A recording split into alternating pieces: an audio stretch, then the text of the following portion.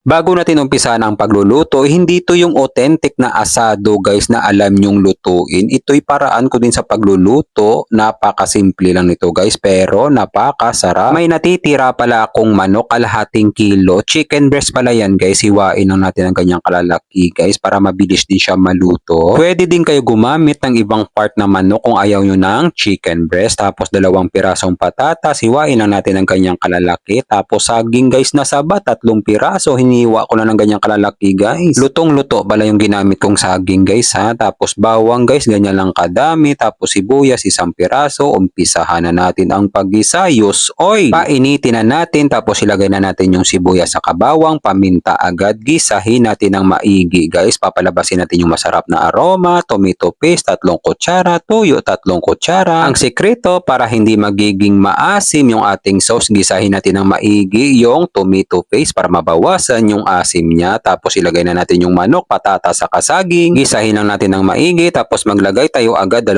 kutsarang patis. Gisahin natin sa patis. Patutuyuan natin sa patis para kumapit talaga yung lasa. Yung ganyang pagkagisa guys ha, yung natutuyuan na siya. Tapos tubig, kalahating litro. Tapos yung nasa gilid ng kawali guys, linisin natin guys ha. Hihalo natin sa sabaw dahil masarap yan guys. Tapos pampalasa, asin, chicken powder, saka bitchin para lalong sasarap. Saka natin haluin ng isang beses para pumantay yung mga pampalasa. Tapos pakuluan natin sa loob ng 30 minutes. Shout out nga pala sa ating mga kababayang OFW sa palagi yung panonood. Ingat po kayo palagi dyan kung saang bansa man kayo. Napakalambot na ng patatas sa kasaging. Tikman muna natin, kampiyon ang lasa guys. Manamis na miss. Yan ang masarap guys. Para lalo pang sumarap, pakuluan pa natin guys sa loob ng 10 minuto para matuyuan siya guys. Yung ganyang pagkaluto guys. So sakto lang yung dami ng sauce. Kapit na talaga yung lasa sa manok. Kulay pa lang guys. Nakakatakam. Napaka-aesthetic naman talaga. Mapapalaban ka talaga sa kanin. Shout out nga pala sa ating mga followers sa palagi nyong panunood. Ingat po kayo palagi dyan kung saang lugar man kayo. Paalala ko lang guys ha, bago nyo umpisan ang pagluto nito, magsaing kayo ng madami.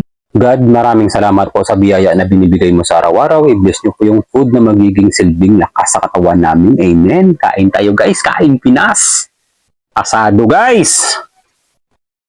Lagay natin dito sa bahaw na kanin. Mainit-init pa yung mismong sauce guys. Dandahanin lang natin. Umuusok-usok pa. Yan ang masarap guys pag mainit-init pa. First bite guys para sa inyong lahat.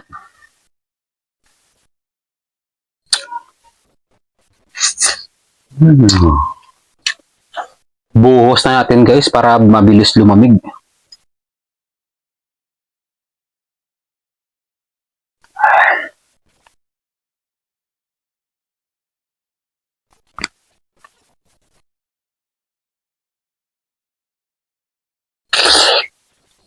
Ayun, bumilis yung pagkalamig niya. Hinalo natin sa bahaw na kanin. Saging to guys ha. Kampiyon guys.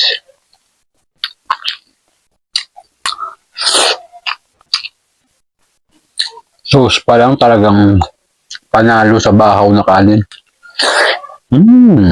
Guys, medyo mahaba na ang video. Bibigyan ko na kayo ng pamalakasan guys. Bahaw na kanin guys, durog-durogin nyo lang. Lagyan nyo ng saging na saba. Tapos patatas. Laman ng manok. Para sa inyong lahat to guys.